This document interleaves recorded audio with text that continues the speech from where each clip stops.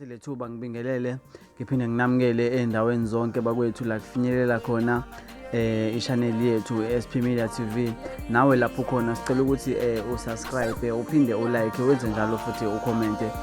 La indaba esiyitholayo ke osukwini namhlanje bakwethu sithola ukuthi wiseman ncube owaziwa ngelika Sbonelo Uzalo usevele wazakhela isithabathaba somuzi bakwethu, umuzi omkhulu ngendlela eyisimanga, indlela emangalisayo. Uthi ke lo muzi ungabiza iy'nkulungwane ngey'nkulungwane zamarandi. Akadalulanga ukuthi imali engakanani, kodwa nje uthi imali ayikhiphile iningi kakhulu ngoba konke lokho akwenzayo bakwethu uzenzela yena, wenzela nekusasa ley'ngane zakhe. Uthe mayeqhubeka echaza-ke bakwethu uthi lokhu kudala wakulungiselela ngoba ukuze enze kona lokho kuyisimangaliso kangaka kusho ukuthi into abeyihlelile vele. Kanti bakwethu okunye sikutholayo la sithola ukuthi uSbonelo unaso isiphiwo sabantu abadala, njengoba sibona esithombeni ukuthi usemanzini la, kusho ukuthi uyolanda iy'nhlanhla zokhokho nomkhulu bakhe. Kodwa-ke bakwethu asikho lapho, sithi simbongele umfoka Ncube ngomsebenzi wakhe omuhle awenzile.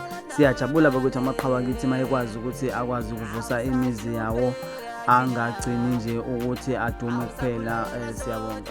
Bathi kungapheli kuyahlola bakwethu, nami ngeke ngithi khumuse nongibamba evidweni elandelayo ngokuzayo.